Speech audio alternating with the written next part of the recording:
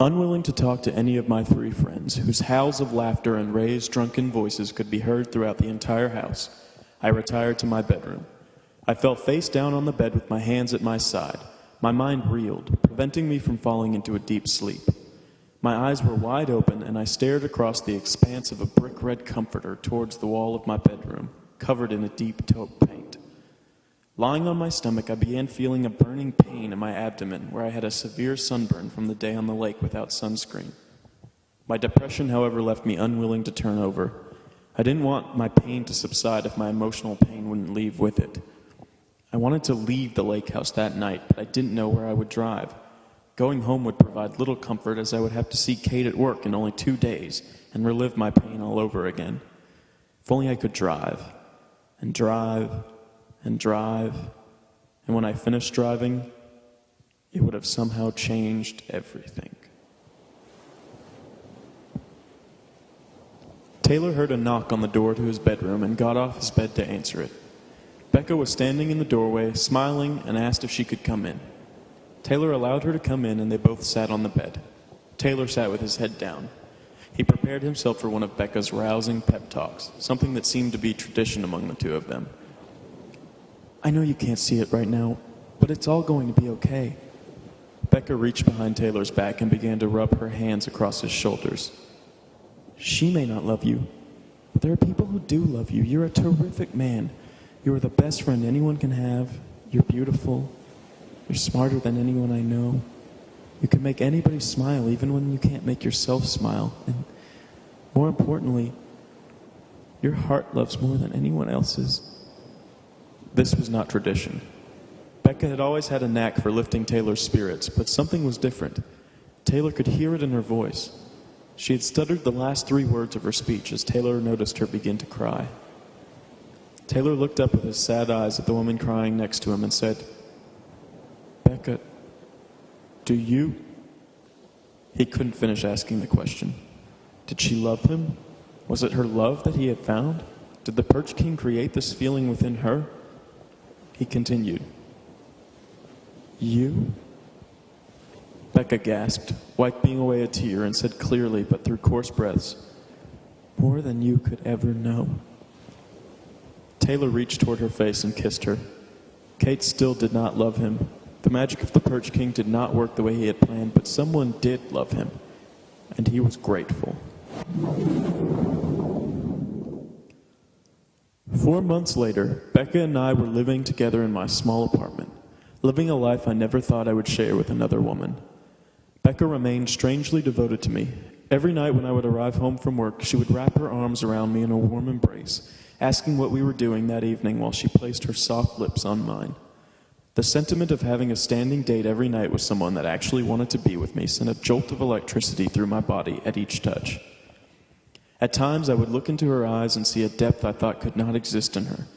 I could see in her eyes that every moment they weren't looking at me had left them dull, grayer. It was as if the sight of me lit a fire within her that I could see in the growing vibrancy of her emerald eyes. It was as though my life gave her life. This thought gave me a reason to live. I was no longer swimming alone in a dark lake. I was holding someone afloat. And through that knowledge, I wanted to continue swimming. Becca loved Taylor with all her heart, but Taylor knew their relationship would soon be put to the test.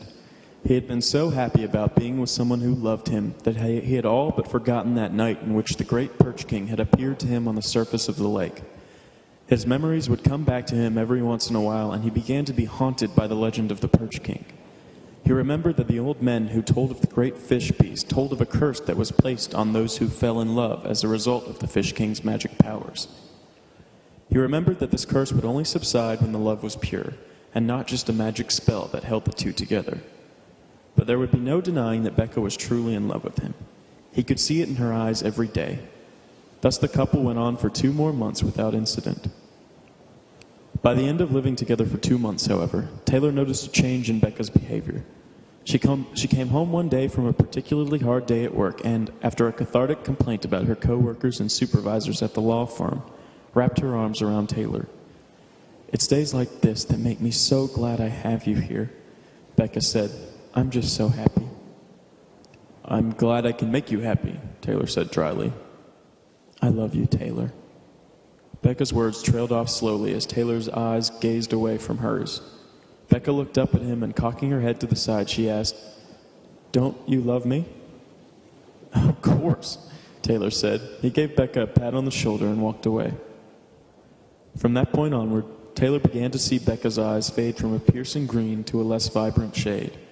This caused him to worry, reminding himself daily of the curse that the legend spoke of.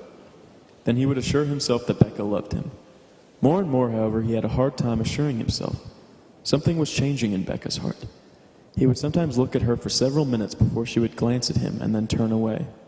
She was quiet, reserved, and didn't seem to have the same excitement that she used to.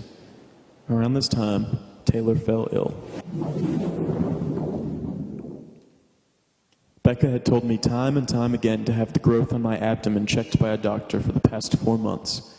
I knew the mole-like spot was a new appearance, but I refused to think anything of it. And now I was convinced my ignorance would lead to my demise.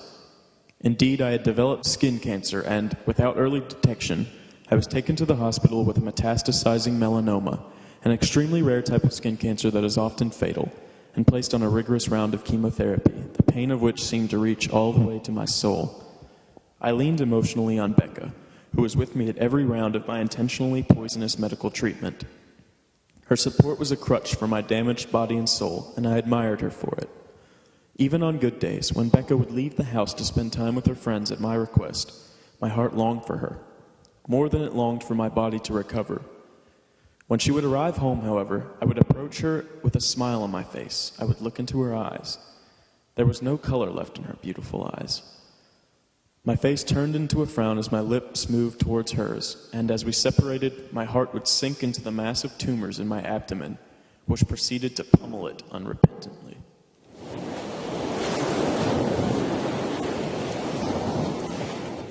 Becca and Taylor lived together for nearly a month before any incident would tear them apart. It was as if the illness was a glue that held them together. Even Taylor's growing sickness couldn't keep the curse from tearing them apart, however. It seemed as though they had never fulfilled the Perch King's wishes of purifying their love. Something changed in Becca's heart, and even as Taylor's illness got worse, the curse prevented her from staying with him, and eventually she had to leave.